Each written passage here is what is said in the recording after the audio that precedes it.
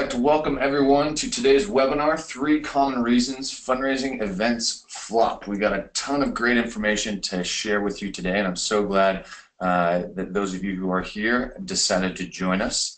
We're going to go ahead and get started. So just a couple housekeeping items. All attendees are going to be on mute throughout the broadcast. Webinar slides will not be distributed, but a video version will be sent out via email this afternoon. If you have any questions, we want to hear them. If you look on your GoToWebinar little pane over there, there's a little questions panel. Click on that, and if at any point during the broadcast you have a question that you want answered, please put it there. We want to hear it, and we'll have a nice little Q&A session at the very end where we will get to every single one of your questions. During the webinar today or after, you can live tweet us at WinspireMe using the hashtag fundraisingflop. I'd like to welcome our special guest today, Ailie Byers, who is the president and professional benefit auctioneer at Alpenglow Benefit Auctions. Welcome, Ailie. Hello, Ian, and everyone else that's joining us today. Ailie here is a very talented auctioneer out of New Hampshire, who will be sharing a couple of her stats here very shortly. My name is Ian Loth. I'm your host. I'm the Vice President of Marketing and Fundraising here at Winspire, and I love doing these webinars here because it's a great way to spread this information for all those event planners out there who are trying to raise as much as they can at their fundraising events. At Winspire, just a couple stats real quick. For those of you who aren't familiar, we do travel packages for your charity auctions and raffles. We've been in over 41,000 events globally. We've serviced over 80,000 satisfied winning bidders on their trips, and we are just shy of raising $48 million for nonprofit causes since 2008. So we're very proud of those stats, and we want to keep them growing as we move forward. Ailie here, as I mentioned, is the president of Alpenglow Benefit Auctions. She has over 30 years of experience, and Ailie, why don't you tell us a little bit about Alpenglow and how you got started? Okay, well, it's a family business. I started when I was 7 years old. I was brought on full-time about 5 years ago. We have 3 auctioneers on staff. The head auctioneer, besides me, is named Stephen. He's actually in the NAA Hall of Fame. I'm the president of the New Hampshire Auctioneer Association, and I absolutely love being an auctioneer. It's just an amazing thing to get to do to help out all these people and all the things that they do. Fabulous. Yeah, I've seen Ailie work, and she's an amazing auctioneer. She's great at what she does, and she has a tremendous amount of knowledge to share with everyone here today. So really glad you could join us, Ailie. Thank you. Just a quick overview of the things we're going to cover. These 3 common reasons. We broke it up into these 3 areas. Basically, just pre-event planning, missed opportunities at the event, and boring the audience, which has some hilarious remedies for that, because you never want to let people be bored. So let's go ahead and get started. But before we do, I always like to start these webinars with an audience poll, get people involved a little bit, and get some feedback to see what you guys think. This first question I'd like to ask: what is the most important thing to establish before you begin planning your fundraising event? Is it A, the event date, B, the theme, C, the revenue goal, D, the location and the venue, or E, the guest list? So what I'm going to do is I'm going to launch a poll here, and you're going to see it right on your screen. Go ahead and submit your answer. You can select one, and we're going to share the results here. I always love seeing what everyone says on these. We have a couple of these polls. We've got about 50% of the people voted so far, so we're going to give you another 5-10 seconds here. Great. 5 more seconds. 3, 2, and 1. We're going to close the poll and see what people said. Good. You guys know your stuff. Yay! I'm glad you said revenue goal. That's awesome. Ailie, what do you want to say about this? That, I feel, is the absolutely most important thing you need to do before you do anything else. That'll set the benchmark for everything else that happens at your event. Awesome. Yeah, we'll talk a lot about the revenue goal here shortly. I saw some people put event date and guest list. Yes, those are very important. Event date, especially because I know you have to get that way far out to make sure that you can start securing the venue and everything else. But as we'll talk about here in a little bit, your revenue goals should be established well before your event date, almost right after your previous event.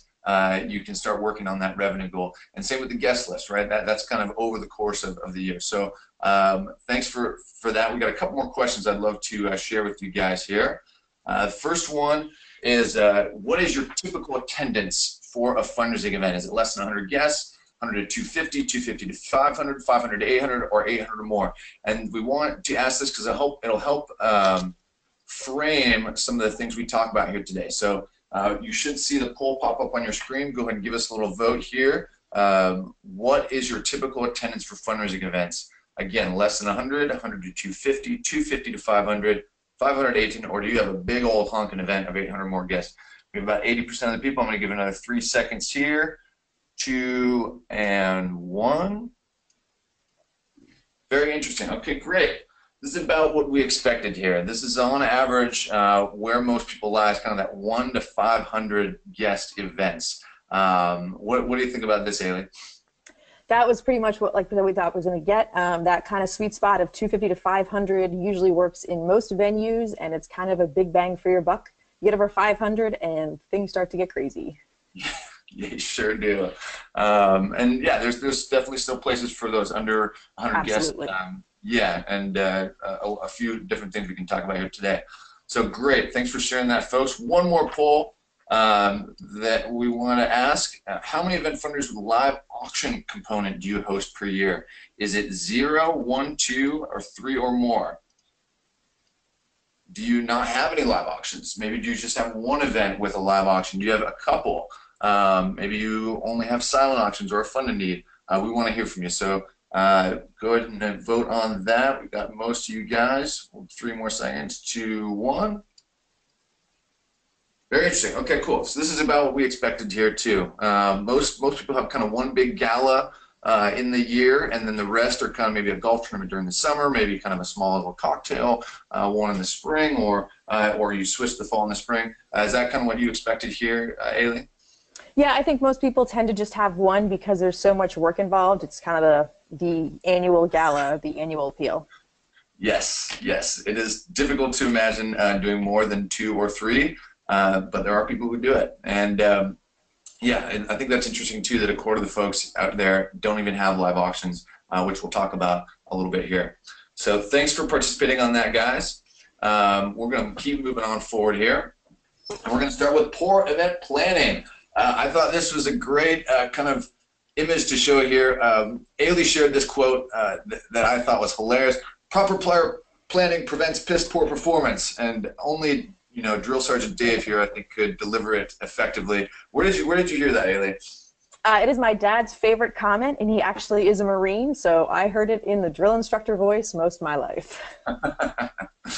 Well, I think it's a great sentiment, and it rings so true for these events because so much of it comes down to the prior planning, pre-event planning that you do. So what are some things that common reasons people flop on those pre-event things?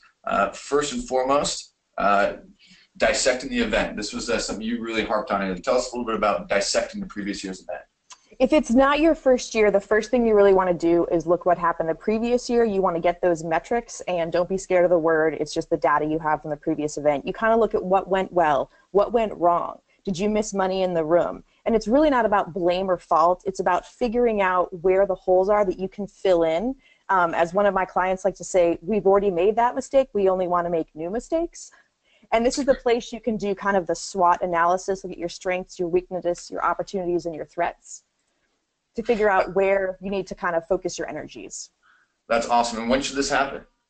This should definitely happen in the planning process. Ideally, I'd say it's great to get together with everyone at the event a couple weeks after the event you just had. For my clients, I send them an after-action report that kind of lets them know what I saw from my standpoint, because everyone comes from a different place on this. Your volunteers, your staff, your attendees, if you have any stakeholders or board members, everyone sees things differently. So you kind of want to get all that information and amalgamate it together and figure out kind of what the general consensus of the night was. I love that. I think that's really important, getting everyone's perspective. You don't have to get everyone in the room together all at the same time, but it doesn't just mean one meeting where you dissect the event. You can have several where maybe you gather the volunteers, maybe you gather the committee, and then maybe you get the board, maybe some VIP stakeholders even. I've heard of that happening. I think that's a fabulous idea of the most important people, even the donors, right? Those stakeholders, bring them in and say, what went well, what went bad, what do you want to see for next year? And some groups even do little surveys they send out with like SurveyMonkey or the like, asking 2 or 3 questions, and they have 3 or 4 different surveys they're sending out to different people to kind of get little heads up on things they thought they might want to work on, or just kind of general consensus of people coming in. Because anyone that wants to give you information is better to have than not. That's great. The more information you can gather, the better, right? Exactly. Cool. You've only focused on what went well. I thought this was a great point that you made. What do you mean by this? Some groups, when I talk with them, they talk about all the things they did really well and how they're going to expand on that. And I'm all about expanding on your successes, but I really think looking at the places where you have holes is where you want to focus your energy. You have to look at the past before you can move forward. And as an auctioneer standpoint, it's really good to get as much information from a client. I particularly like when they tell me where the problems were, because if I know where the problems were, we can work together to solve those problems. Do you want to, like I say to some of my clients, do you want to have one train wreck that's giant and everything goes wrong, or do you want to have 20 little train wrecks? Like, where are you focusing your energy, and where do you want to make your event be more well-rounded? The silent auction is a place where a lot of people put a lot of energy, and it takes a lot of energy because anyone that's done a silent auction knows how involved they were. But what's the return on your investment in terms of what you're investing in, to look at the time you're spending? You don't want to be completely negative. I mean, please, like, celebrate the things you do well, but look where your opportunities lie to make it a better night. That's great. Yeah. Don't treat in that dissection meeting, it shouldn't just be rose-colored glasses and handing each other trophies and ribbons and rainbows, butterflies, and unicorns, right? Exactly. To, be honest with yourselves and say, okay, where are the opportunities that we can improve on for next year? I love that. And sometimes it's just a matter of, you look at what went wrong. Was it a technical issue, a timing issue, a personnel issue, a staffing issue? Was it an act of God or just an accident? Some of those things you can't anticipate, and there's no way to get around, but some of the ones you can are the ones you want to work towards fixing. That's great. And one thing you said on the last slide that I think is important to harp on here too is, people get very emotionally attached to these events, right? So make sure that you get out in front of it when you are meeting with them, and be very clear about the fact that, hey, this is not about placing blame or fault at all. All we're trying to do here is improve next year's event. If something went wrong, that's okay. That's good. At least it's identified now, and now we can fix it, right? So make sure that you take into consideration people's feelings. As much as we don't, would wish it was emotionless, it's not, right? These are very involved events. So I would definitely address that when that's one of the first things you say when you get people into a room together. Exactly. Cool. Awesome. You didn't establish an event goal. Hey, there's that revenue goal that we talked about in the poll. Absolutely crucial, right? This is one of the first things you talk about with your clients when you start working with them. Isn't that right? Exactly. And, I always say, depending on who you're dealing with, it's good to have 3 goals. You have the number that you absolutely positively have to hit. You have the number that you're hoping on hitting, which is like kind of your true goal. And then you have your wish of like what potentially could happen if everything went perfectly. And I think having those 3 numbers is kind of like, high, medium, and low is good, because I'd like to know the number you have to hit. Your break even, we cannot function without this number. It's very important to know that. The other thing is when you establish a goal, it helps set everything up for the time. So for instance, if you have a revenue goal and you say to me, we want to make $50,000 in the live auction part of the evening, and you only have 5 items, that means that you're going to have to average $10,000 per live item. If your live items don't have that kind of capacity, then you need to adjust your goals or adjust what you're doing in each section. That's great. I love that. I love the number you have to hit, the number you hope to hit, and the number you wish to hit. Those are crucial, right? And they change every year, and they change per event, right?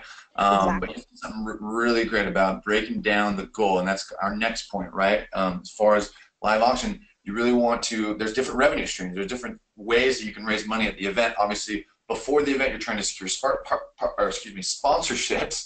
Be the event, there's various streams that you can generate money on, but it's important to really break down your goal and be very specific about how much you expect to raise from each one. Isn't that right? Exactly. And all things being equal for most events, you've got your overall goal, and I think it's good to break it down into, if you're having it, a silent auction goal, a live auction goal, a fund a need or a paddle raise or a cash appeal. Different parts of the country and different groups have different names for this. This is basically just where you ask for a straight kind of cash donation from people. Your sponsorships ahead of time, your ticket sales, any other games or revenue enhancers you might have. If you break down the goal, it gets easier to manage, and then if you have committees that can focus on one thing or another, they know what they're aiming for. Now, at the end of the day, at the actual night of the event, no one really cares how each of these subsections broke down. Your overall goal is still your overall goal, but knowing where you stand in each of the subsections will help kind of get a better handle on it and take the stress off if you know that, oh, sponsorships went over, then I might have a little bit of a cushion during my silent. Right. Right. It's going to really help you achieve that overall goal if you start making the small little goals more attainable, right? And like you said, if you have a live auction goal, you can start to break it down by live auction items and really be, you know, specific about how you're going to attain it. I love that. But you might say, what if it's my first? You're talking so much about all these, you know, dissecting last year's event, you know, deciding a revenue goal after last year's event. What if it's your first year? If it is your first year, I say be realistic, think about your audience, leverage your stakeholders to figure out what you can do. Don't shoot for the moon, but go for it. Have a live auction and a fund a need. You know, I would say hire an auctioneer, but I'm a little biased. Yep. The biggest advice I give to anyone that talks to me about the fact that they're looking to generate some revenue is the silent auction. And I say this with all the love in my heart. I adore silent auctions. However, they are a ton of work. If you talk to anyone that's ever done one, it seems so like innocent, like, oh, we'll have 50 items and we'll sell them. And then you talk to someone that's had a 50 silent auction items and they're like, oh my God, it's a ton of work and it generally isn't a ton of return on your investment. Usually it's sometimes like 30%. So really think about what you want to do, make it easy, just ask for money if you want, and don't be afraid to ask for money. People that care about your organization want to help you, and they want to help you in any way they can, and sometimes that's financially. So just go out there and ask for money. Totally, and let me ask a couple points you made there I think is super important. When you said 30%, right? 30% means of the overall goal, as typically with a silent auction, typically can bring in, right? We talked about breaking up those revenue streams at the day of event. But after years of doing this and being involved in events myself, it can take more than 60% of your time to organize and put together and package those items. So as far as return on investment, you always want to think about what is the best use of your time. If it's your first year, don't hold back. Don't just, it's a little scary to kind of do the whole, okay, I don't know if people are going to want to, bid a lot of money on these big items. I don't know if we want to do a fund and need.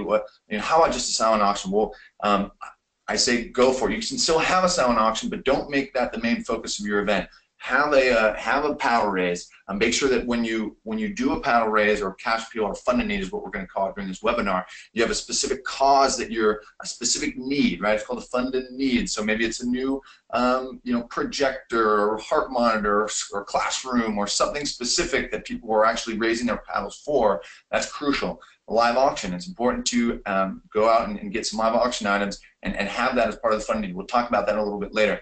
But if it is your first year, the thing I can't stress enough, and Ailie alluded to it, is hiring a professional benefit auctioneer. And we'll go through a couple questions and things that you want to ask auctioneers before you ever hire them, but you want to make sure you get a certified benefit auctioneer specialist, someone who does this for a living, because what they will do is they will help consult you prior to the event to make sure that you're running it like an event, a fundraising event should, right? So you're not wasting your time, and you are you're spending your time wisely in terms of return on investment for the event.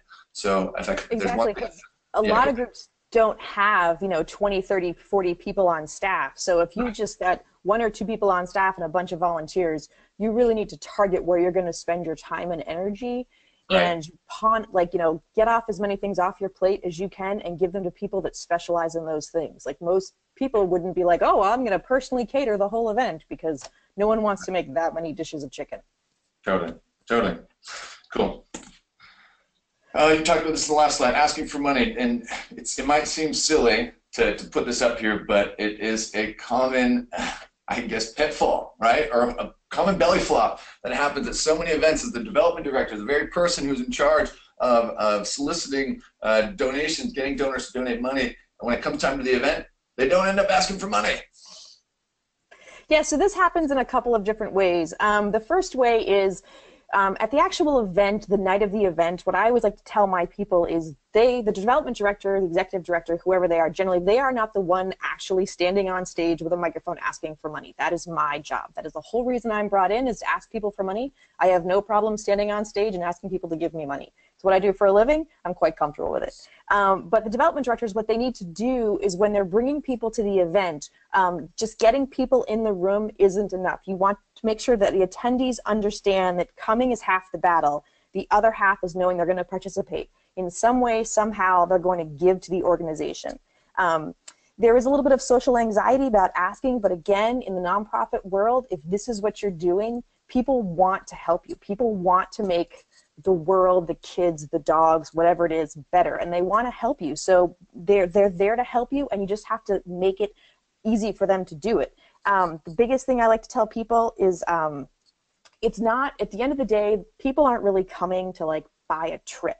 They're coming to support you. So the more you can explain your mission and celebrate your successes and show people what they're doing with the money, they will support you. You know, there's a thing we always talk about in the auction world that sometimes at the beginning of an auction, an auctioneer to benefit will stand up and sell a glass of water for $1,000. Now, nobody needs to buy a glass of water for $1,000, but it's a way of getting everyone involved and showing that like you're just here to help the organization and move it forward.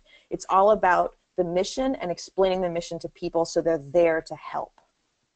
Well, I love it. And if you just kind of put this in the context of the event, the development director, you know, when you're there, okay, you have 2 extra cups of coffee before the event, and you need to be on the floor, going around saying hi to every single person, shaking hands, kissing babies, doing the politician thing, sharing your story, right? Make sure everything you say is like encouraging people to participate. Have you bought a raffle ticket yet? Have you placed some bids on the silent auction items? Are you going to participate in the funding? Remember, we're doing this for such and such need. Last year, you know, be excited about the cause. But as development director, you know, you got to be out there and being active, asking for money at the event, reminding people why they're there. I love it. Yeah. And sharing all the successful stories, giving little tidbits, you know, again, personal stories that people can relate to is always helpful. Love it. All right. You didn't build your audience. This is a crucial one, especially for those first years. Maybe it's your second or third year, or maybe you have a event that's been going for years and you have a little bit of a stagnant you know, audience going on. This is a crucial part of pre-planning your event. Yeah, and this is where the number one thing I like to talk to people that reach out to me is you want to have the right people in the room. And then the question I always ask, and I mean this in the nicest way possible, is, are you having a party or are you having a fundraiser? There's absolutely nothing wrong with having a party and celebrating all your volunteers and showing what the good that you do. But if you're going to have a party, you don't want to have a fundraising component. If you're going to have a fundraiser, then I am there to help you.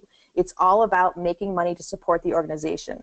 Volunteers are wonderful and they're there to be helpful, but you don't want to fill your whole audience with people that volunteer for you. A way to kind of break this down to help build your audience is to think about having table captains. So assign stakeholders or people that are really vested in your mission to agree to be responsible for filling up a table with like-minded people. Get the board members to go out into the community and look for other people that may be related to your mission or may care about your mission but haven't come to your event before. Corporate sponsors are great. They buy tables, they're wonderful, they get their advertising in, but you want to make sure the people they give their tickets to aren't just, you know, on Friday afternoon we have some tickets to this event, why don't you go? You want to make sure the people that the sponsors send are vested in your mission. Your stakeholders and beneficiaries, other people that are wonderful. They know who's going, they know what's going on. And the last little thing you can do for some people is like the local celebrity. For instance, I do a couple of events in a small and relatively small community where there's like one person who knows everyone. They are connected to everyone. And if you can get them to come to your event, other people will come to the event to be able to interact with them, but also because they care about the mission. You don't want to have someone that's this local celebrity that doesn't care about your mission, because everyone's going to be there just to chat with them and no one's going to help you move along your audience and your mission and your fundraising. Love it, love it, love it.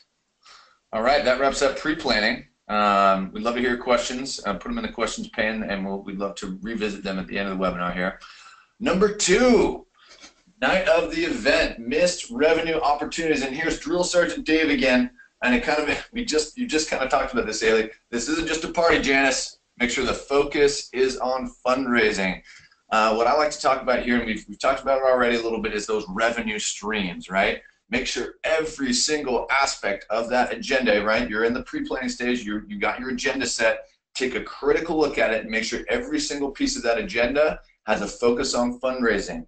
A story I like to share, another auctioneer friend of mine, Danny Hooper, that he likes to share rather is, you know, the executive director's daughter is a tap dancer. So, you know, as part of a, you know, in the evening, they're going to get up and do a little 10-minute tap dancing performance. What does that have to do with the mission? Unless, right, of course, maybe the mission gave her new legs. Then, of course, it would be a fabulous thing to perform. But if it's, you know, an environmental cause or for animals, tap dancing has nothing to do with it. So you should take a big, fat, red marker and X that off the agenda. Make sure every single piece of your evening has some sort of fundraising component, because the time that you have with these people is precious, right? We're talking 3 hours, people.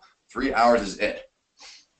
Exactly, and this is also the time you can use to tell those stories. You want to celebrate your successes. You want to show people how they're using their funds to achieve the goals you're all working towards, and your timeline should leverage all these assets to your advantage. Leverage the stories, leverage the pictures, leverage everything you can in that room to keep putting the mission in front of people so they don't forget and they understand why they're there and makes them want to give to you.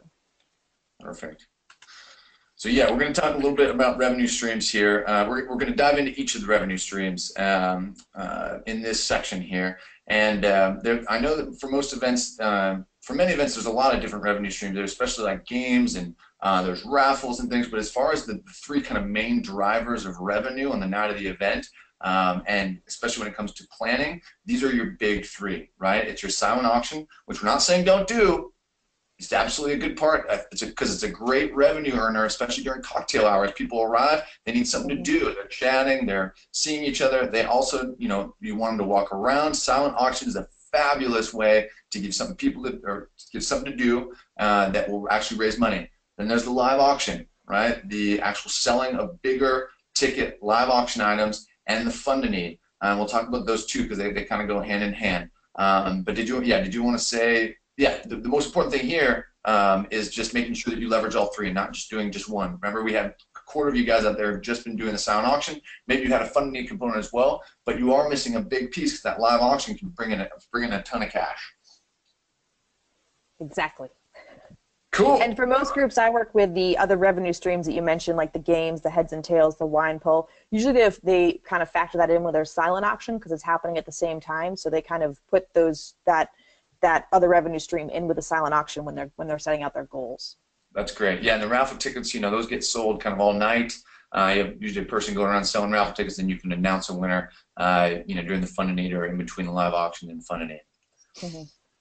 All right, we talked a little bit about silent auction items, but you know, we're going to revisit it again here. But the main problem I see at most events I go to is the fact that there's too many of them. Right? Again, it's about time and return on investment. And this is a great handy rule of thumb that I've kind of heard. This is Ailie mentioned this too, as in terms of how many, you want to limit it to half the number of buying units. What is a buying unit? That is one wallet, right? So typically people show up to an event as a couple, right? And that equals one buying unit. So if you have 200 guests, then you are going to split it in half, right? And then you have 100 buying units. Probably, you know, it's going to be give or take some because some people are going to show up on their own, but then you're going to split that in half, and that's how many items you should have in your silent auction. No more, right? Yeah, because you will get overwhelmed, both in terms of actual putting the information into the system for checkout and then actually going and getting, if there's physical items, going and getting them and bringing them to people. Because again, generally it falls along to be like 30% of your event's revenue, and it takes up about 60% of your time. It also physically takes up space. So depending on the venue you're in, sometimes it happens that you have all these great silent auction items, which potentially are going to sell really well, but you physically have nowhere to put them, so they kind of get crowded together. And if they're too crowded together, then people won't look at them. I'm from the Northeast, and a little rule of thumb I like to tell people up here is that if you're going to have people writing down bid numbers on pieces of paper, you want to worry about the two-butt rule, i.e. if I'm bent over at one table writing my number down and you're at a table behind me bent over, there needs to be enough space between the tables that our butts won't touch. I love that, two-butt rule. Because, you know, if you feel crowded or uncomfortable, you're not going to do that. So you want to make sure you have enough space for everything. And space, I found for a lot of my clients, comes down to be one of the biggest problems with silent auction items, is there's not enough space for everything. Yep, and this reminds me too of you know, some, for those economist fans out there, right? The law of supply and demand.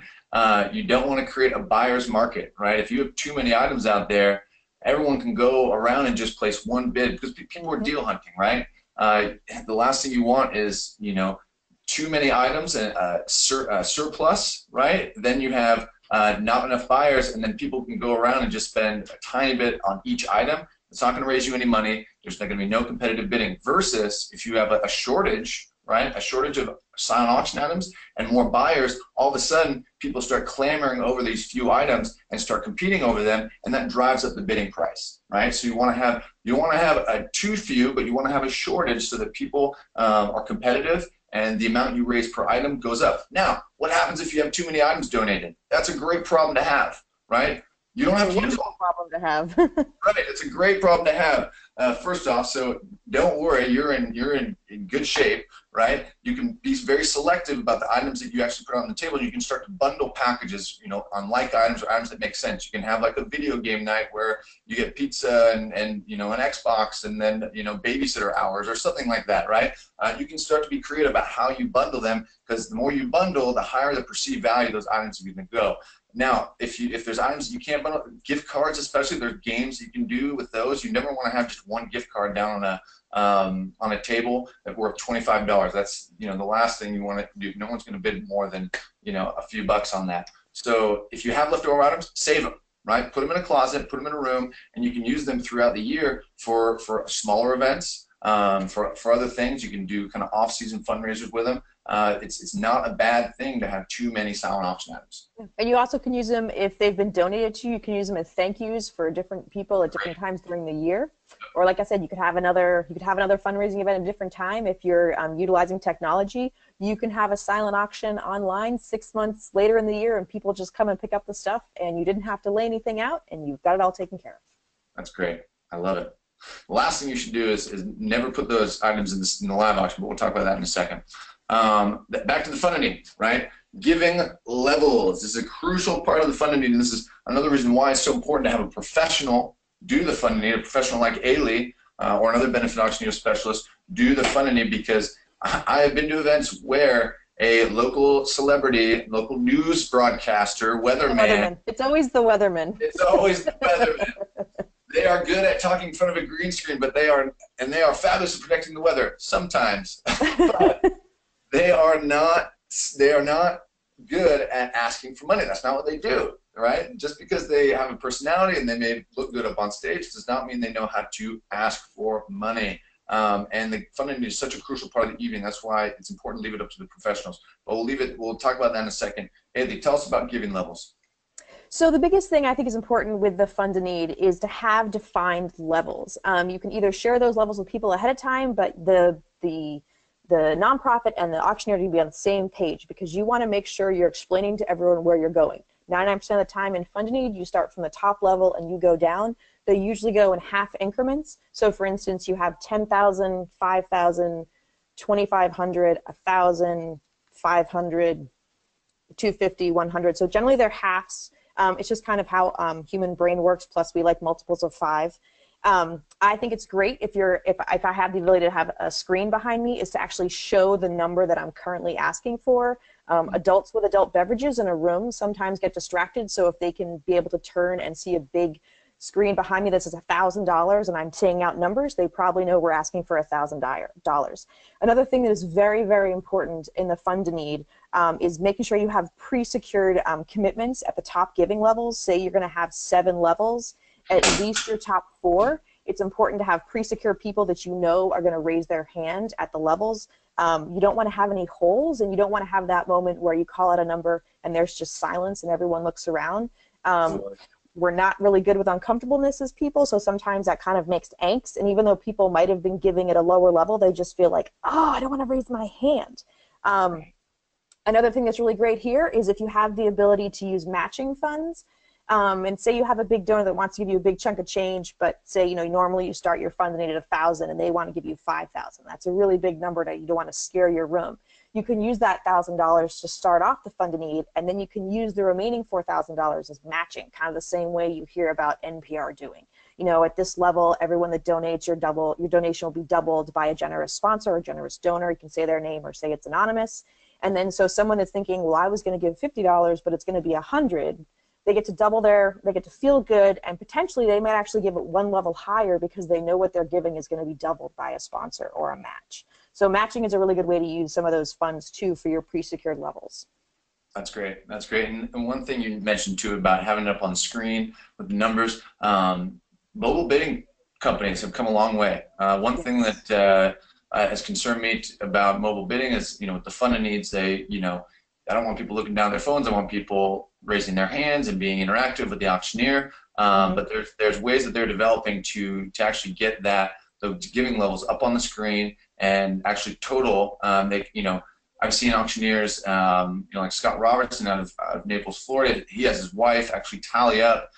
You know, she's an accountant and she's sitting there with furiously scribbling down numbers and totals to give a final total at the end. And that's untenable for a lot of people. But a lot of these technologies are now building it in so you can actually have it projected up on screen and have the total going as people are donating, which is a really great driver. People aren't doing it on their phones. You just have somebody who is sitting there tapping the screen for every donation. It's a pretty cool thing to see. And it's really amazing too, because especially if you have a goal of say $100,000 and you're sitting right there at $98,000 and everyone can see that, getting that last $2,000 out of that room is quite easy because everyone's like, we are so close. And you can break it down to be like, if you got 200 people in the room, everyone just puts in a little bit of money and bam, we're there. Yep, absolutely. I love it. I'm gonna come back to that slide because I wanted to talk about this one real quick. Actually, we'll talk about this. The live auction and the fund of need. So we've alluded to this already, but the live auction and the fund of need are kind of go hand in hand here. And this is where the benefit auctioneer that you hire is going to perform, right? That's where they're going to do their best work. And in most cases, this is where most of the money is going to come the night of the event, right? We're talking 60% of your revenue at least. Should be coming from your live auction and fund need together. Ailie, why don't you share some of your kind of tips with how this should go, what order they should go, and how much time you should spend on both. Okay, for the live auction fund need, these are the two things that I feel are the most customizable per client, depending on the size of the event, the size of the people, what's going on. This is truly where you tweak it the most to work for your people. The order of the live auction items, generally, all things being equal, you like to think of it kind of as a bell curve. You want to have an item at the beginning and the end that everyone is engaged with, either tied to your mission or is very kind of general. You want to kind of have your higher dollar items in the middle, again, depending on the length of your event. And it really doesn't matter on some levels if you do the fund need before, during, or after the live auction. You just want to have those two components relatively put together because it is the fundraising part of the night, and that's the time the auctioneer is going to work with the room, and you want the room to feel comfortable with the auctioneer.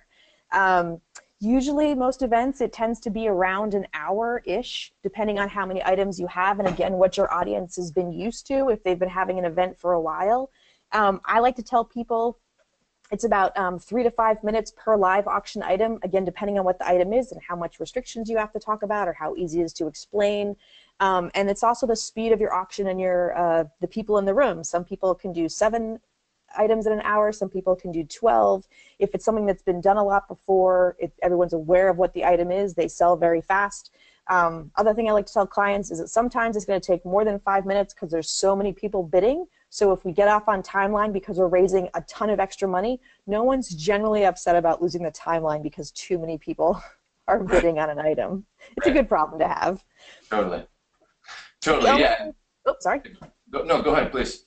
The only other thing I would say to everybody out there is that there is a new trend happening in different parts of the country, especially in more metro areas. Some groups are either adjusting their annual gala or they're adding in a second one.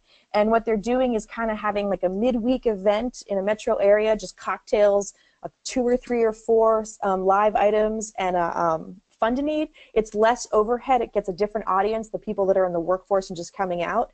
And it's been very beneficial for some of my clients to kind of get a different type of people to come in, maybe some more of the younger millennials that are coming off work and can do a little afternoon, evening thing, say that would end before 8 p.m. at night on a weeknight. I love it. Us millennials, we love happy hour. We do. I think everyone loves happy hour, actually. Yeah, so I think all this is absolutely great. Yeah, most of the successful events I've been to, right, the live auction lasts no longer than an hour, right? Exactly. It's kind of the cap, and then the fun entity can be pretty quick, right? 10 to 15 minutes max. But beyond that, right, you're going to start boring people, right? So having 20, 25 items is just too much. It's better to spend your time focused on 7 to 10 high quality items for your live auction that are going to have, that are going to be actually earning enough for you, right? You don't want to be putting a $500 to $1,000 item in the live auction. It should be at least $1,500 item, $1,500 to $2,000 item, so that you can really get that bidding up, and that's really where you start to make money. Let's talk a little bit about the live auction itself too, because I've been talking to a lot of nonprofits out there, whether they don't have a live auction at all, or maybe they only have a few auction items for events of 100 to 200 people. It kills me because I feel like they're missing out. What do you have to say about this, Ailie? Yeah, if you've already brought everyone into a room together and they are there to raise funds, you really want to maximize the time you have with those people, because again, it probably only happens once a year. And again, this goes back to the revenue goals. If you want to make a certain dollar amount during your live auction and you only have 3 items, the easiest way to do that is divide by 3. If you're not there, you need to add in more items or adjust your goal. And generally, adding in 2 or 3 or 4 more items is a great way to help you hit that goal. Right, and it's, as far as procurement goes, think about you're not going to spend nearly as much time. Well, hopefully you want to spend time creating these quality items, but you should be dedicating just as much time to procuring and packaging really cool live auctions and items as you do with the silent auction, because it could actually end up raising far more than the silent auction if you do it right. And it's a matter of going out in your community, finding those incredible experiences, the local hot dinner spot, something with a local celebrity. You got to do a little bit of legwork and finding out those connections as far as figuring out those experiences. And sometimes it's just a matter of leveraging what you already have. A hot item at most school events is a preferred parking spot for the parent all year long. That costs you absolutely nothing, and you can make a lot of money selling a parking spot to a mom or a dad. Totally. As far as the live auction goes, I like to show this slide.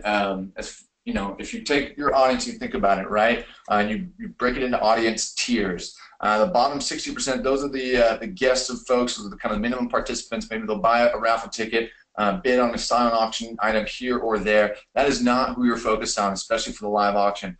Who you want to focus on are your middle tier spenders and your top tier spenders. Your middle tier spenders, those are the people who are actively involved in your silent auction, but they may not be your VIPs, right? The top tier spenders, that is where you are focused your live auction items. And so it's not that many people, right? If you have a 200-person audience, right, you're talking about 20 people, 20 to 25 people that you want to cater your live auctions to. So auction items to. So if it's that few people, you should be getting in touch with them. Hey, where do you want to go? What do you want to do? What interests you in the community? Be actively involved in seeing what they want and start securing even some pre-bids from people. Say, hey, can I get an agreement from you that you're going to be interested in this item, you're going to be bidding on it? Great, sure, yes, awesome. That's what's going to get those bidding wars started. Some of the middle spenders are going to probably bid a little bit in the live auction and drive that bidding up, but it's the top tier spenders. Probably 80 to 90% of those live auction items are going to go to those top tier spenders, and so that's who you should be catering your items to, right? Whether it's a local experience or a travel experience, you want to make sure that the interests align there. Exactly. That is your sweet spot, and that's where you need to go find out what's going on with those people. Cool. And I like to say too, I'm going to talk about consignment items here in just a second, but we want you to go out and procure items on your own. It's a very important part of creating a great live auction, right? We obviously want some of your items to be to consignment, or they should be rather, just because it's a great way to round out your auction. but we have plenty of resources here that we provide for free because we want to help you go out and get really cool, unique, experiential, and item donations in your community. You can download our ebook, which is a great resource, and we also have a procurement packet, which has a donor letter template and a donor form template that you can use and you can give your team when they go out into the community and start asking for donations.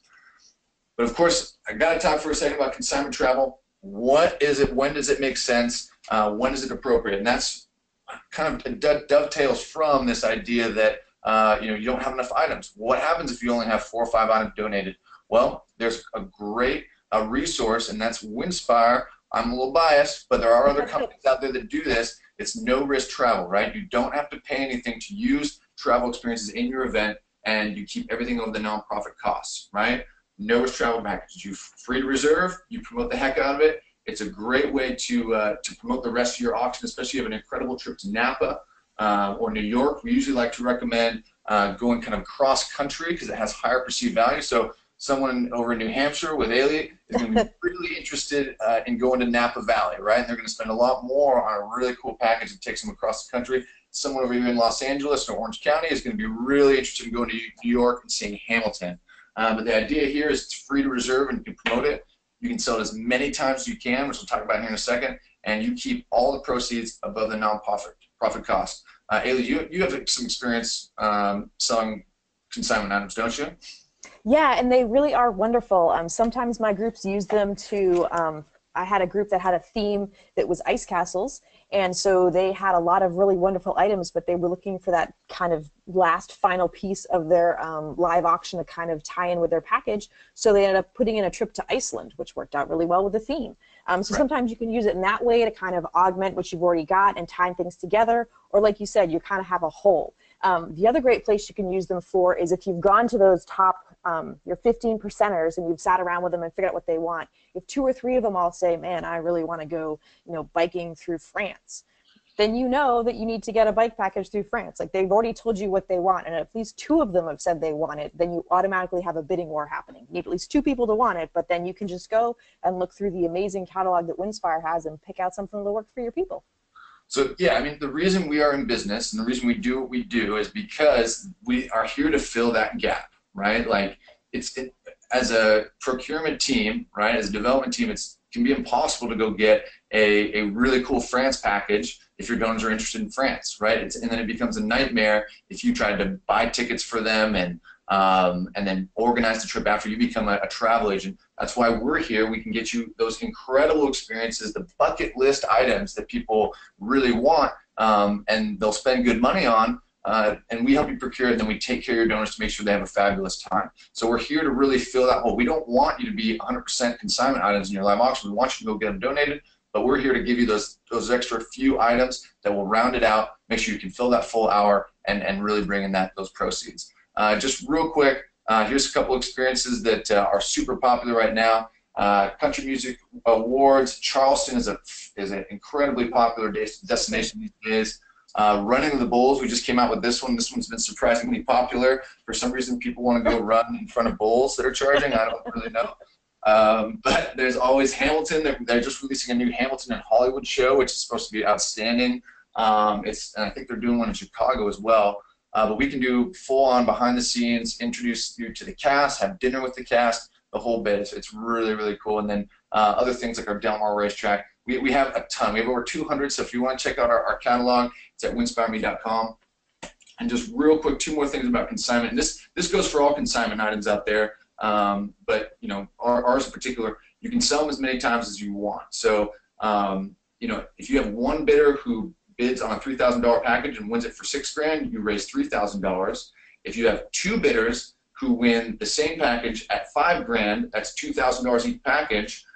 You've raised $4,000. You actually raised money. If you have 3, you've actually doubled your money. So selling multiples is a great way to actually amplify revenue on consignment items. Is that something you do, Ailie? Is sell multiples?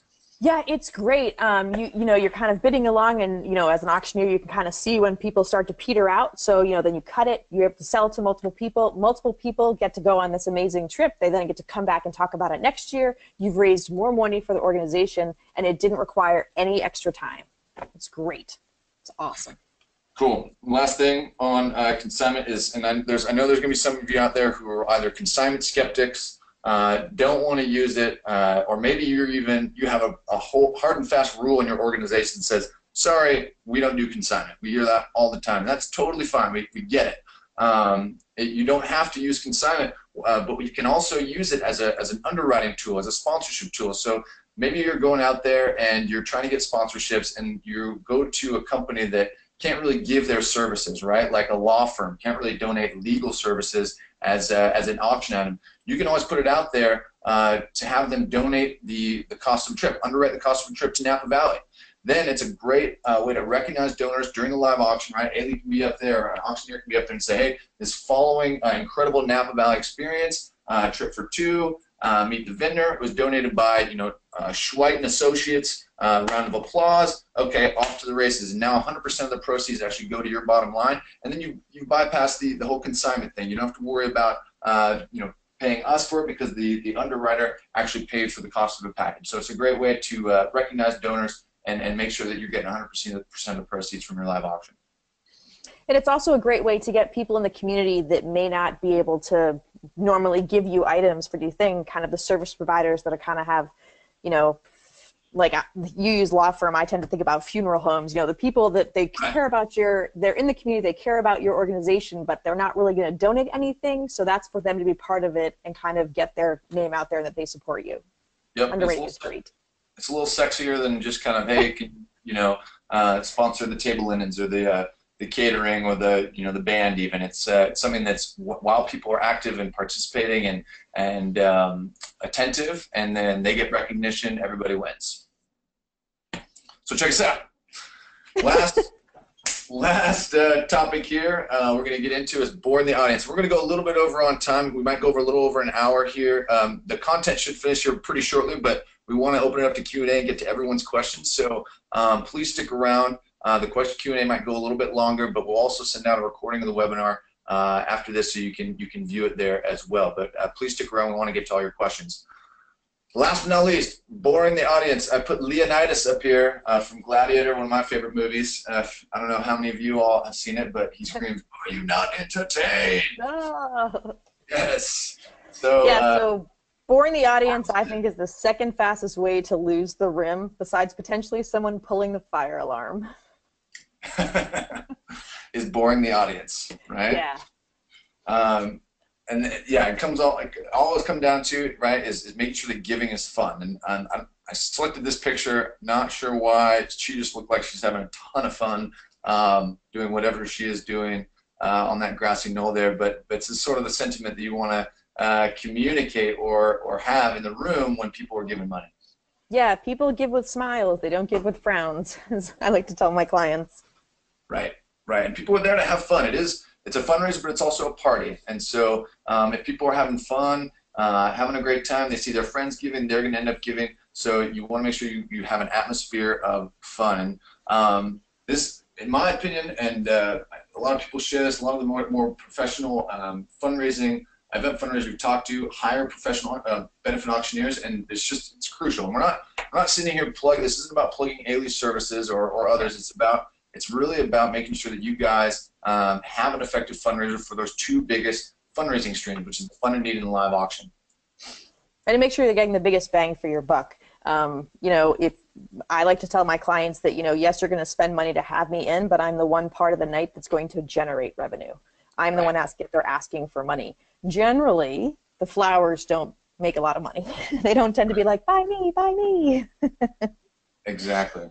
Yep, and what auctioneers do that are so different from just a normal MC is they understand how to really extract the money. Like Ailie said, she's for a living, she is up there on stage asking people to give money. That's what she does. Other people, it's an uncomfortable thing to do, right? If you're a development director, right? Going out there can be uncomfortable to ask people for money, but a professional benefit auctioneer does this for a living. And it's not a cattle auctioneer, it's not an automobile auctioneer. What they know how to do is sell an item. If they see an item on stage, okay, how much money can I get for this particular item? A benefit auctioneer is going to go out there, is going to look at the audience, they're going to talk to you, the event planner, prior to the event, understand the audience, know what people want, and want to give, and they're going to know how to extract the money out of the audience. It's a very different sell than the actual selling of items. So, and because they understand the mission. Right, because again, people are there to support your mission, and generally, even if no matter what you're selling, you're really selling the mission of the organization so much as particularly the item you're doing. People don't come generally to an event to window shop. Totally, that's great. 3 common mistakes. So hopefully we've encouraged you enough to understand why this is important. But as far as when it comes to hiring an auctioneer, there's definitely you definitely need to do your homework, right? It's not just about hiring Joe Schmo or somebody who's run another auction before, because there are good ones and there are bad ones out there. So it's important to do your due diligence and ask the right questions. And these are some questions that Ailie came up with. What do you recommend here, Ailie? I really think it's important to go out and have an interview time with the auctioneers you're looking at doing. Look for multiple auctioneers in your area. A lot of us go a lot of different places all over the country, but you want to talk to people and find out, do they do their research? I want to know as much about your organization as possible. I want you to give me all the facts and figures, everything about your mission, because I'm going to use that to pepper my conversations during the course of the evening. I want to know why people are in the room and why they want to give. It's so much easier to connect with an audience when you have understanding what the mission is and understanding how it's achieved. So if you have someone that just shows up the night of the event and sells things but doesn't really know how your organization works, it's going to come across because they're not going to be able to connect with people. The other thing we talked about earlier is a professional benefit auctioneer. I'm an auctioneer. I love auctioneers. They're wonderful, but the easiest way I can think to say this is you want someone who specializes in benefits specifically. It's kind of like going and buying a car from a BMW salesperson and then going and buying a camel. They're both going to sell you transportation, but they're not the same thing. A camel and a BMW are radically different. And I can never sell cattle. It's not really my specialty. But a person that sells cattle all the time isn't the same as someone that does a benefit. It's really more of a conversation you're having. And that kind of leads into the last one of you need to be entertaining. Part of my job is to get up there and just be entertaining. I have no problem being a dork on stage if need be. I'm having a conversation with 200 to 300, 400, 500 people in the room. I want them to feel engaged. I want them to feel comfortable. I want them to have a good time. The other thing is you need to have someone that can deal with challenges and unexpected things that happen, that can adapt and roll with the punches because you never really know what's going to happen. And if you have someone like the weather person who's great in front of a green screen and reads a script, that's great. But if the right lights in the room go off, what are they going to do? Right. Totally true. I love it. This is another really important piece, especially if you have an auctioneer who needs information. But this is important as the event as a whole. Is establishing that point person, and it's probably you who's listening to the webinar. Webinar. Who's listening to the webinar is you are maybe the person who's the ringleader organizing it, but there needs to be someone who knows everything, from beginning to end how it should go, right? And you've talked at length about this, Ailie. Yeah, no, so this is my number one thing I like to talk to people about, is I want to have the night of the event or the day of the event, I want to have a point person. I want a person who at the end of the day is the event god. They know how everything works together, kind of like a conductor. They can see all the little pieces and the big pieces, but they're the person that you can go to in the event of a problem that can make a decision on the fly. They don't have to gather people around them. You don't have to get the committee together because what if the sound cuts out? It's all those things that you never know that's going to happen. What if there's not enough table for people at the dinner? What if you have extra guests? Last minute changes to the speaker? What if the speaker doesn't show up? What if the Wi-Fi isn't working or the AV malfunctions? Who is the one person in the room that everybody else is going to answer to? Sometimes it might be the executive director, it might be the development director, it might be the event planner. Sometimes it's better to not have it be the executive director or development director because they're trying to schmooze and talk the room and they need to be doing other things. But no matter who it is, everyone knows that that night in that room, that person is the one they answer to. The hotel, the AV, the caterers, the board members, the staff, the speakers, me, we all answer to this one person, and they're the one person that can make changes that you need to have during the night. And you need to know who that person is so they can do it on the fly. That's great. Yeah, and I think the reason what this came out of, right, is you were kind of using those competing interests, right? oftentimes there's more than one person who are organizing, and so when a question arises, you end up looking for 2 or 3 different people, which no, we just need to all know that we're looking towards one person the night of the event. Exactly, because sometimes I had an event where I had the development director telling me one thing, the executive director telling me a second thing, and the special event planner telling me the third thing, and I was not sure who I was supposed to go with. So, and none of them were talking to each other; they were just talking to me. So you just kind of need to figure out who the person is that's the ultimate decision maker that night. Love it. All right, just got a couple more slides here, and then we're going to get some Q&As. This is a crucial aspect of any event, right? Having the proper equipment. I wish I could have everyone who's listening say it with me. What don't we use? The local hotel sound system. Yeah, and this just comes from being able to hear and see. Those are 2 of the most important things you can have during the course of the night.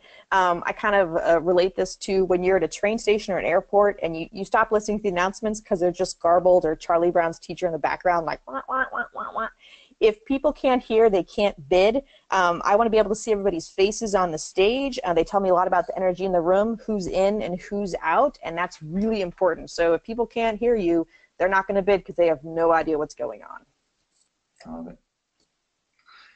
And hiring a professional AV company. I think this is a really crucial part that a lot of people kind of feel like they can squeak by with maybe just using plugging their iPhone into the sound system and just putting somebody there, but that does not work. I've seen it at events and it is excruciating.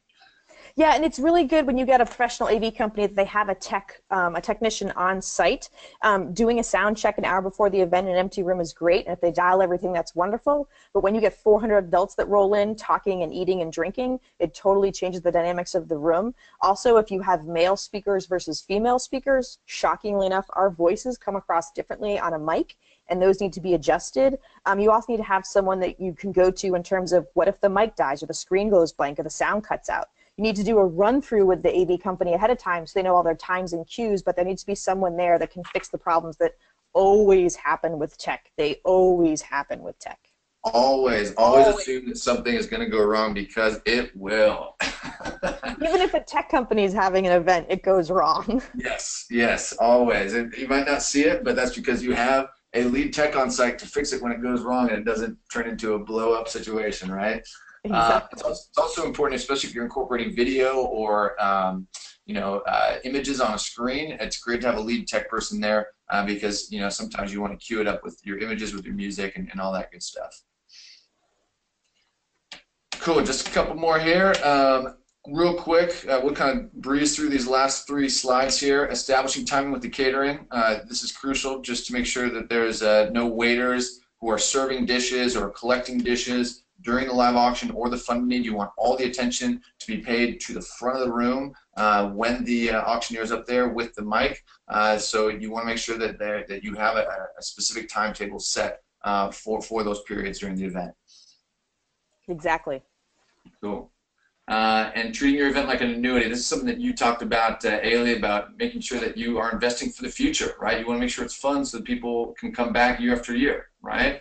Yeah, exactly. I mean, you might have someone that only gives $100 this year and $100 for the next 5 years, but 10 years, 15 years down the road, they leave you a gift or they give you $100,000 10 years down the road. So I like to treat my events and tell my clients to treat them like an annuity. You never know what's going to pay off. It will pay off.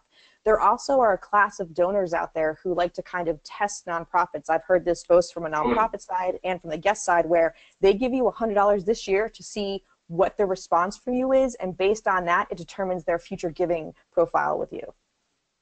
Great. Last but not least, serving alcohol. I know some of you maybe don't serve alcohol.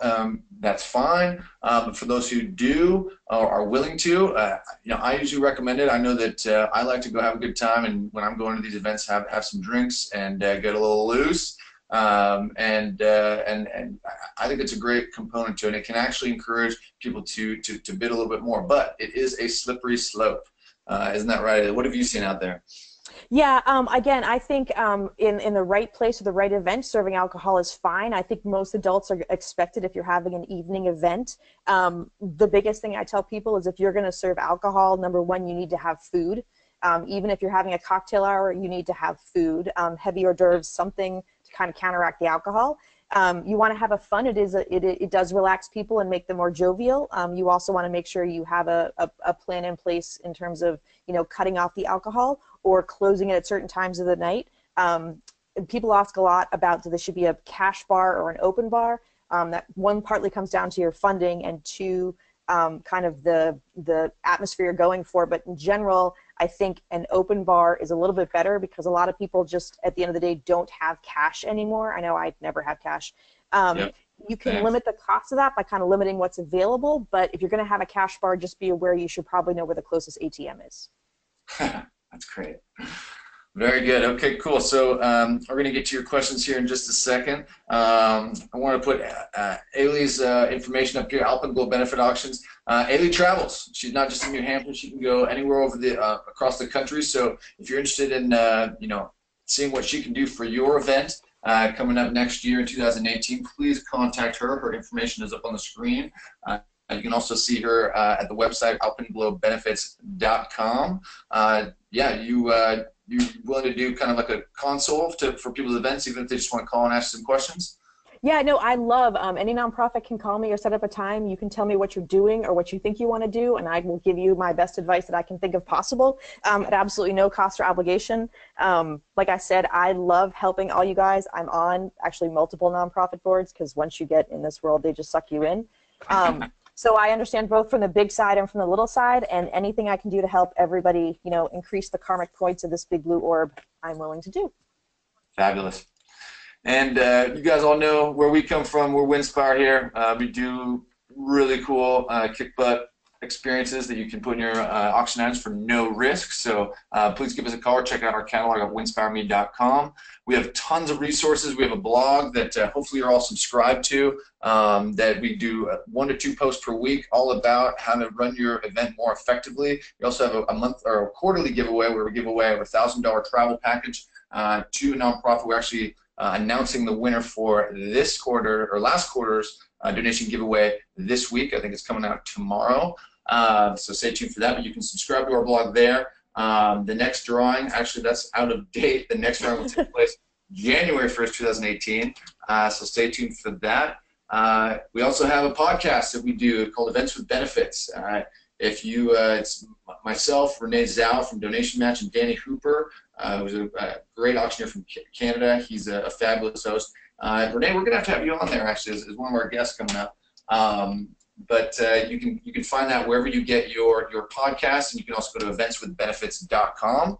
It's a great podcast filled with information. Awesome. Great. And with that, I want to thank you, Ailie, so much for joining us here today. You've shared just a wealth of knowledge, and it's been a lot of fun collaborating with you on this. So, my pleasure. With that, let's get to some questions. We got some really good ones here. Let's see. All right. This one is from Ann Glasscock. How do you overcome the yin and yang of the auction? We are there to make money. Many attendees are looking for a deal. This is more on the sound auction than the live one. As far as yin and yang of the sound auction, people are looking for a deal. What do you have to say about that, Ailie? We are always looking for deals. It's kind of how I think we've all been raised. But I think making the packages be the most appealing is the first thing you can overcome. The second thing is, again, just kind of drilling down and looking at the audience you have coming in. If you have found that most of your people are bargain hunters and they're not really spending anything above kind of minimum, then you might want to change the audience if that's possible. It's not something you can do overnight, but it's something you can kind of slowly work towards. And that's kind of just a matter of going back and looking at all your metrics. It also might be that some of your items you've had, you know, over and over and over again, and so everyone that wants to take them or buy them has already participated in them, so just the number of people competing for it has gone down. Again, that's a matter of looking back at all your previous items and kind of comparing and contrasting if we've been selling this for 20 years. I love it. That's great. Ann Glasscock, thanks for that. This one's from Michelle Chergy. And if you guys have any questions, now it's time to ask them. You can do it in the questions pane. Michelle Chergy, how do you make sure that, that who your business partners and sponsors are inviting are the right people? Same goes for table captains. Hi, Michelle.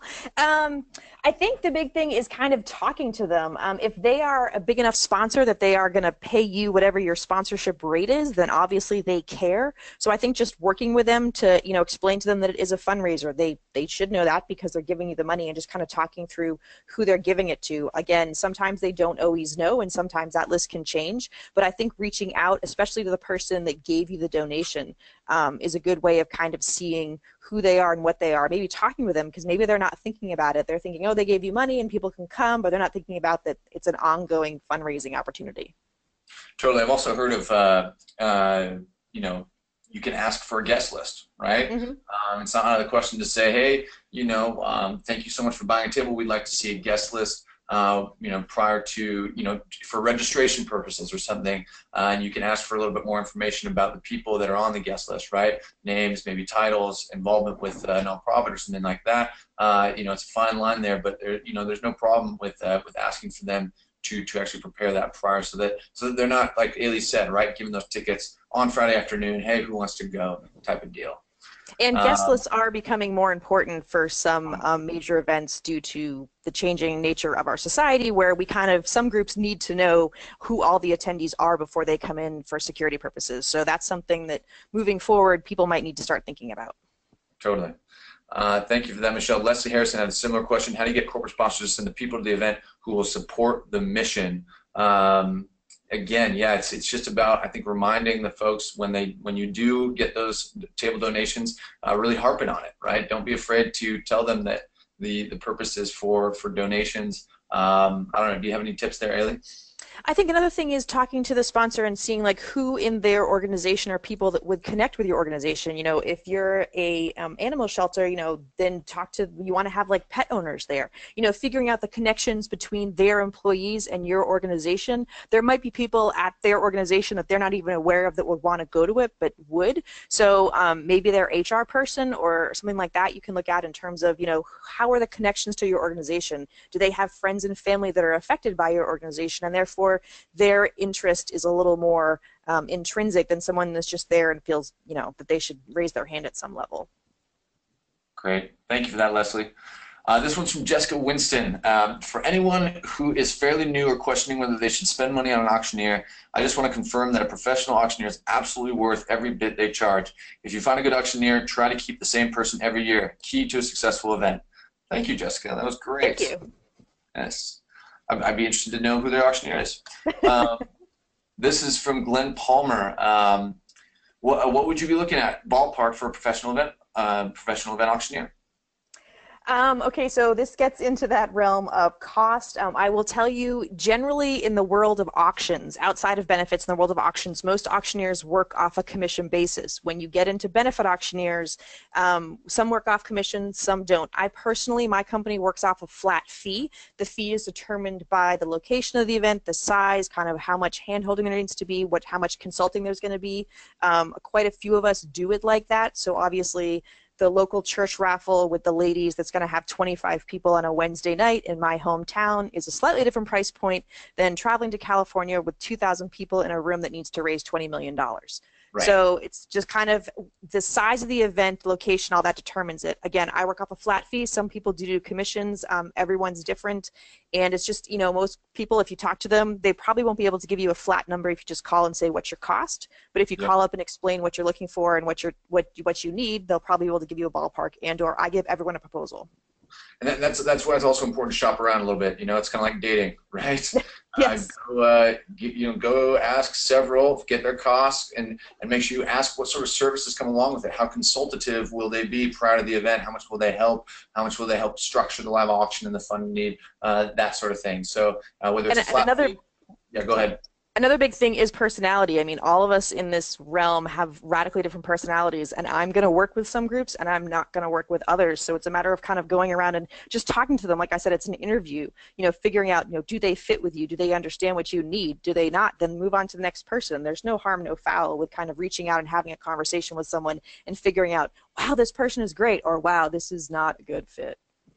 Yep, and it's crazy how, auctioneers, if you compare and not having an auctioneer to having an auctioneer will pay for themselves typically within the first 5 to 10 minutes of them getting on the microphone, and then some, right? Versus, you know, what you'd be missing out, the opportunity cost of not having an auctioneer can be the difference of tens of thousands of dollars that you're not bringing in because they don't know how to ask for money. So, you know, you have to remember this in terms of ROI. The cost doesn't matter if it's going to pay for itself, right?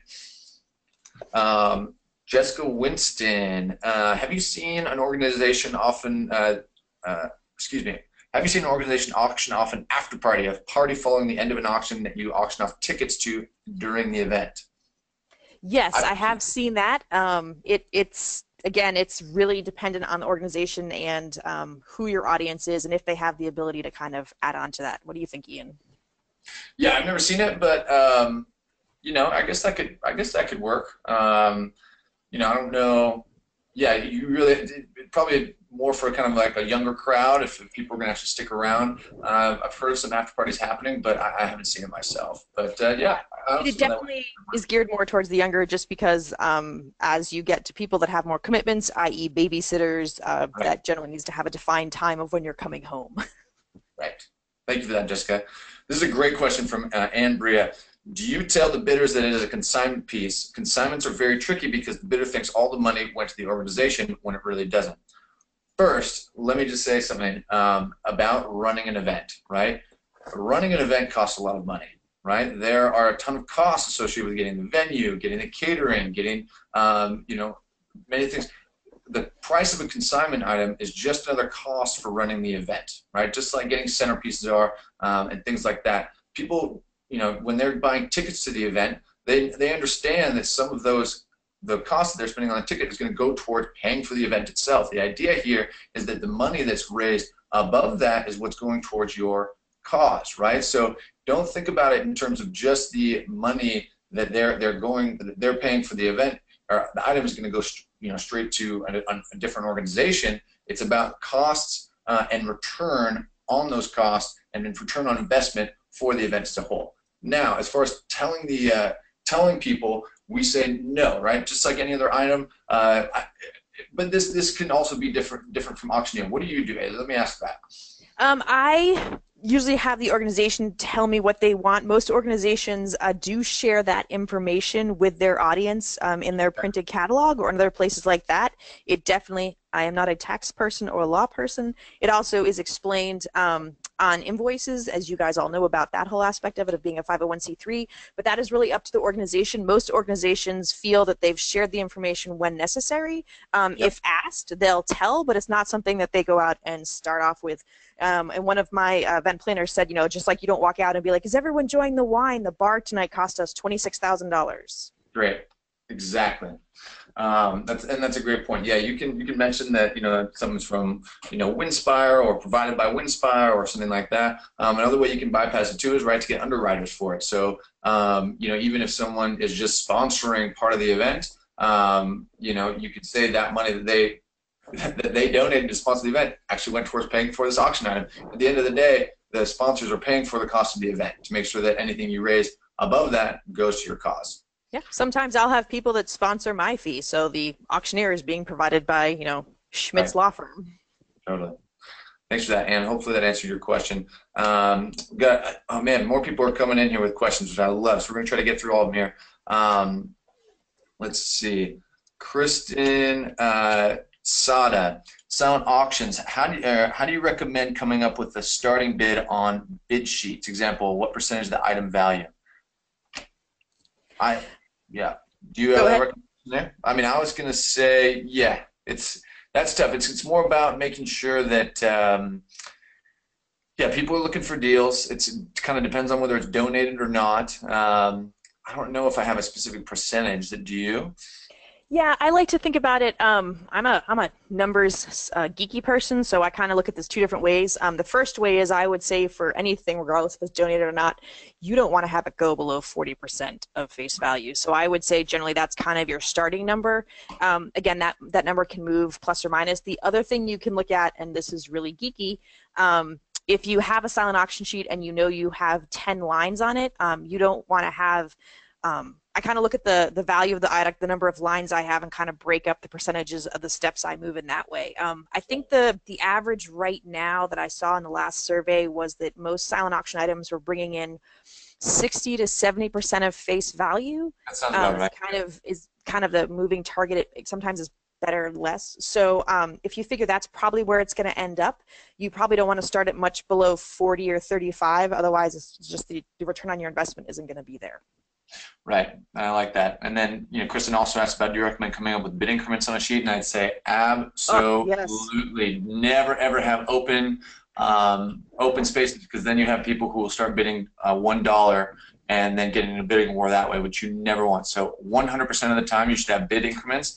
And I usually see those about 10% of the value is like kind of the bid increment. Does that sound about right to you, Ailie? Yeah, and the other thing is that you want to make giving as easy as possible. So if you fill in the bidder increments, then all they have to do is write down their bidder number on that sheet. It saves them 1 second, and you'd be amazed if they don't have to do math in their head and they can just write a number down and be like, yes, I'm willing to pay that. It actually creates more bidding opportunities for people, and they can move faster around your silent auction items. So please always fill them in if you can. It makes everyone's life so much better. That's great. That's great. And then Kristen also asked about buy it now statements. What do you think about that? Do you only do this if you have more than one of the same item? No, generally what I tell my clients is that the buy it now is a great opportunity. I always say the buy it now should be above face value, so 110% or whatever. Yes. And it depends. I think if you have the ability and the time and you want to do it on every single item, that's great. If you have an item that you traditionally have in the silent that always brings in 150% of face value, then you want to make that buy it now line 200%. You want to make sure it's a reach. It's not obscene, but it's a reach for that person, because they're blocking out everybody else. Because I've been at events where there's a buy it now line and that person assumes they got it, and then people kept bidding up above that line. Oh, wow. That's a good problem to have. Yeah, it's not a bad problem. Yeah. That's great, Kristen. Thank you so much for that. Let's see. Oh, Vicky Bryden said, sorry, my phone rang. Did you mention whether to do the funded or live auction first? And I think you said it depends. Yeah, it depends. There's pros and cons to each side. The overarching theory is that you do this funding at the end to kind of clean up the money in the room for anyone that wasn't able to get something in the silent or the live. The counter argument is you do the funding first, and that way everyone's really engaged and sees how much they're doing for the mission, and that people are coming to spend money and they're not really coming to get items. I think it really depends on your people in the room, what they're used to, what they're comfortable with, and also the length of your live auction. If you've got 20 items, you might want to put it in the middle. Or you might want to put, it really depends on what your people are used to, and or what the kind of mentality of your donors are. There's some events I do where the people have kind of, stated flatly, and also have stated through the way they give that they just want to give money. They don't really want to take anything home. So they do it right off the bat because that's what they want to spend their time and energy on. That's good. Yeah, usually what it comes down to, because I've seen it work and not work in various ways, whether it's the end, the beginning, or the middle. Typically, I would say it's whatever the auctioneer is comfortable with. I know the auctioneer, obviously you want to depend on the audience, but auctioneers typically have their own recommendations about where they like to do it, and they have kind of their own flow. And so much of a successful fund need in live auction has to do with the energy in the room, and sometimes they just need to pull an audible, right? And it's like, okay, this isn't working right now, we need to move on to the next thing, or something like that. If you have a good professional auctioneer, they'll know how to handle that. Yeah, and like you said, it also depends kind of on the mood of the room. If it's the first time I've ever done an event and no one's ever seen me before, and I'm starting off with a fund need, that's a really cold open, and people are going to not understand who I am or what I'm there for. If there's an event I've been doing for 5 or 6 years and I was to walk on stage, they know as soon as they see me on stage, I'm going to be asking for money, so it might not be of a hard of a sell. Got it. I love that. Thank you, Vicky. Do you live auction items need to include airfare? Maybe just a gift card for $500 worth of airfare to mitigate the cost. I would say 100% yes. So one thing we didn't talk a whole lot about is perceived value of an item. Granted, if you want to get an experience for like it's local to you, then obviously you don't need airfare. But the further the experience is away, the more the perceived value is going to be, because people are going to think about it in terms of this giant trip that they're going to do, and they're going to spend more money on it, typically more even than the face value of it, right? And that means it's important to include airfare, so it's a full bundle. Now, a lot of nonprofits that we work with will get one of our no airfare packages and then include maybe like donated airline miles or things like that, and start packaging together that way. That's totally fine. Just know that you are then responsible for booking their airfare. You don't want to leave it up to them. Same with the $500 worth of airfare to mitigate costs. You can do that. Just know that then there's some responsibility on your shoulders to make sure that that gets booked and they're happy. Part of the reason we encourage so much including airfares, because then it turns it into one full booking experience where they call us, we'll book them on the hotel, the experience, and the airfare, and all of the information comes to them in one package, and then they have one complete experience and which they love. So, but as far as whether to include airfare, we always recommend it for live auction items, because that ends up pushing up the amount that people bid on those auction items in general. Totally agree. Thanks for that, Katie. And Catherine, Hoogerwerf, I love that last name. We recently had a raffle for the first time. We pulled the raffle winners during the live auction. We wonder if we killed some of the energy of the auction by doing so. What do you think? Yeah, I liked having the raffles done at the end, especially if it's one of those situations where people are only staying till they find out if they won the raffle. Either at the end or at the beginning, if you're going to lose people in the audience, because someone that's not going to pay any attention until you pull a raffle anyways is just going to be loud during the Fun to Need and Live. But during the middle of it, yeah, you can definitely, for all those people that were anticipating it and were excited about it, they've already spent the money on the raffle. It's not like they're going to have to put any more money down. So I'd suggest not doing it in the middle. I do agree you probably killed a little bit of the momentum. Fair enough. Thanks for that, Catherine. Catherine, we're going to try to get through all of these. Please stick around, folks. And again, if you have to go for some reason, we're going to be sending on a recording. But it looks like there's going to be another 15 minutes or so of Q&A here at least. James Clemens, what experience do you have with using and then Jack Bergen also asked something like this earlier. What experience do you have with using electronic bidding with the sound auction?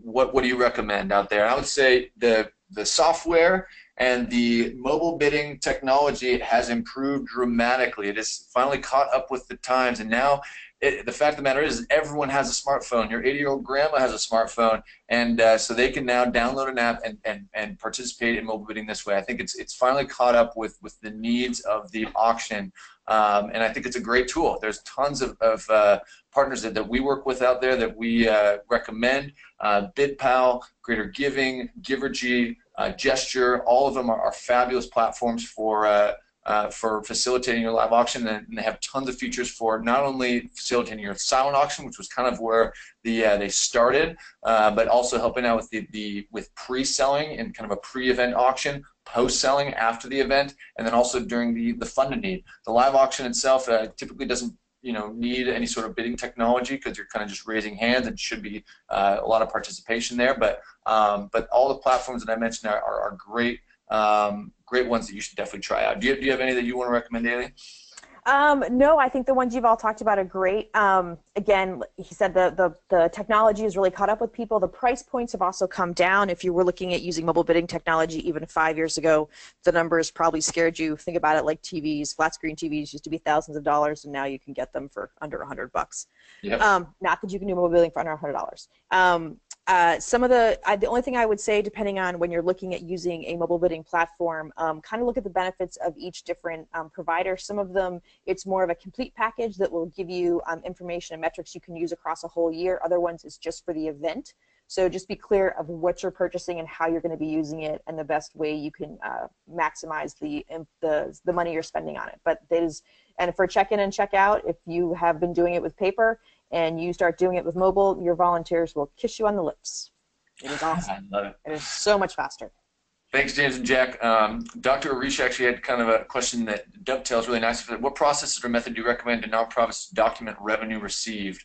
And if you're using a mobile bidding technology, that is it makes it super easy. That's one of the main reasons to use it. Is it all happens automatically, and there's documentation, there's tools and ways to dissect your event, right? Post event, and so that's just a fabulous way. I'm not super familiar with other kind of other ways of doing it. I'm sure there's ways out there, but for that reason, I recommend using a mobile bidding partner for your event. Or at least some sort of technology in terms of your payment structure. You know, there are some groups around with me that are smaller groups that still just use an Excel sheet, but they can sort it at the end to be like who hasn't paid and who they're calling the next day. You have to have some sort of list to keep track of who's paid you and who hasn't paid you, and any way you can make that electronic is going to make your life easier. That's great. Thank you, Dr. Arisha. Really quick, Macklin Oliver, can I get some help preparing donor letter with the sponsoring one of my silent auction items? Absolutely. If you check out our resources page, just Google Winspire Resources. We have plenty of free downloads that you can check out there, Macklin. Highly recommend you check that out. Marjorie, in efforts of best practices, do you favor offering sponsors benefits at various levels or securing sponsor for different specific expenses, i.e. bar sponsor, a step, and repeat sponsor, etc.? What do you think there, Ailie?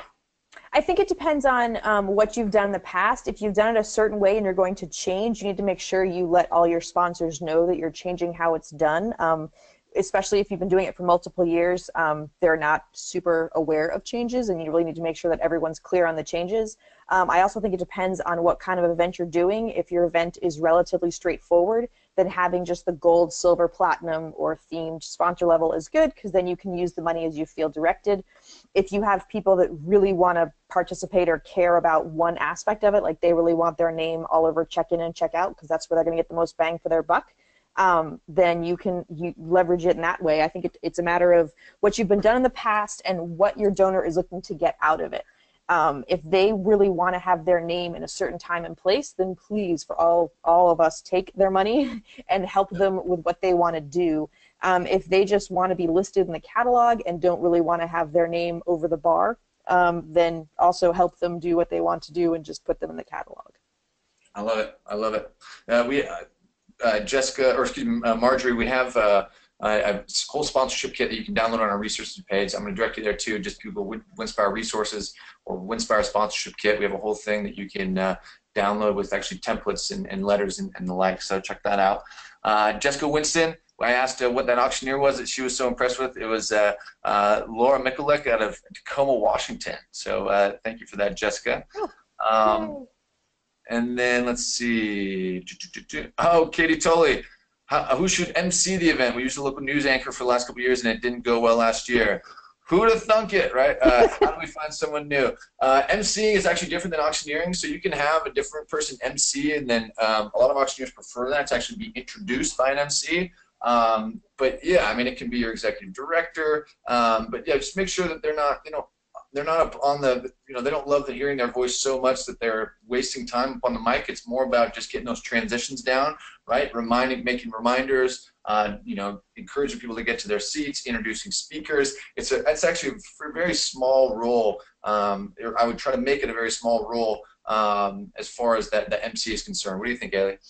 Yeah, I agree. Like I said, some auctioneers do it. I usually refer to it as voice of God, kind of in the background. The only thing I would say that you really want to talk to your MC about and have it be clear is that if there was to be something that was to happen and they needed to kind of improvise on the fly, you need to make sure they're a person that can do that. Just because, anyone that's going to be on the stage or have a microphone, they need to be aware that not everything goes perfectly all the time, and it could be something little as that, the caterers are clearing stuff and right in the front of the room they drop a huge tray with all the food and it goes everywhere, which is, it's a big deal, but it's not that huge of a deal, to, all the power going out in the building and everyone sitting in the darkness. So just, you want someone that knows kind of, what to do in a situation, or at least to have, if you're going to have an MC, I'm going to go back to my other point, have a point person that's going to be near the stage that can be taking care of all those things and kind of, keeping track of all the different moving parts. That's great. Couple more, just two more questions, then we're going to let you guys go here. James Clemons again, what do you recommend for a starting bid on a consignment item? That's a great question, James. recommend starting bid. We always recommend starting 20% over the nonprofit cost. So if you have a $3,000 consignment package, you want to start at $3,600. That is going to guarantee a solid return of $600 on that item, and you can go up from there. So as long as you're starting 20% over, the auction can then go up. Again, the way that you're going to really make money, and I don't think I talked about one enough, is selling multiples, right? So you're going to have a much happier bidders if you sell it 3 times at $5,000 and make $6,000 versus one bidder selling it at $6,000 and making half that at $3,000. So start at 20% over, and then try to cut it off when you only have 2 to 3 bidders and sell it to multiple. That's really how you're going to start amplifying your revenue on these consignment items. You can do that on the silent auction as well. You can actually see if you have a consignment item in the silent auction, you can go back on the bid sheet and see who was bidding on it. If someone was really interested in it, you can actually go down the winning bid. You might go and say, hey, actually, we're gonna reduce the cost down to the second place bidder and sell it to both of you. The first place bidder will be happier because they're paying less. The second place bidder will be happy because they got it at their bid price. So it's a great way to amplify your revenue and make more money. Thanks for that, James. And then last but not least, we'll have this one as the last one. Leisure Richards, for silent auctions, do you recommend using bidder numbers over names? Our event size is generally 400 to 500 people. Woo, it's a big one. Yeah, I am all about using numbers for the main reason of if you've got paper sheets, not everyone has the best handwriting, and what you perceive as being clear as mud is not. So generally, most people's numbers are pretty clear. Again, it's easy, it's straightforward. You're talking usually a 3 or a 4-digit number. Most people can retain that information. It's quick and easy, and if they have a name that's not like, Bartholomew or, some really long last name, it's going to save some time, and time is money. I love that. One more question just came. Thank you for that, Alicia. One more question came in I thought was really great. This was from Katie Tolley again. We always show a video at our event featuring a client story. Does it kill or improve giving if people are touched crying, or should we try to make it inspirational and keep the party atmosphere? You always want to introduce your fund in need with a touching story, whether it's a video or a speech. You got to pull at those heartstrings. That's what's going to get people giving. So absolutely, I think that's great, Tully or Katie. What do you think, Ailie? I think it's great. I think the more resonating you can make it is great. However, I would say that you want to make sure that whatever the story is, that it's ending on a positive note. One of our another benefit auctioneer talks about kind of making it a Disney story, like, okay, so in the beginning Bambi's mom dies and that's horrible, but at the end everything's great for Bambi. So it can have a tragic or a sad appeal, but you want to make sure it ends on an upswing. It's very hard to give when you're sad and depressed. Again, people give with smiles, not with frowns. So pulling at the heartstrings, being emotional, having an impact on people is wonderful. Just make sure you're ending on the up note. So those sad dog commercials, they need a happy ending, is what you're saying. Yeah, that Sarah McLachlan song just kills us. Yeah. Kills us. I love it. Thanks for that, Katie. And thank you all so much for those questions. That was absolutely wonderful. We love being here to answer these questions. I want to thank our special guest here, Ailie Byers. Thank you so much for coming and sharing your knowledge. It's been an absolute pleasure collaborating with you and joining you here today. Well, thank you guys, and thank everyone for attending and all the great questions. Those were some really great questions that I think everyone could probably benefit from.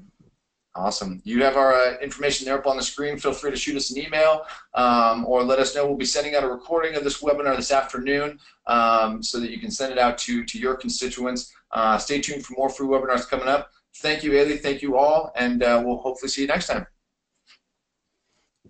Have a great evening, everyone.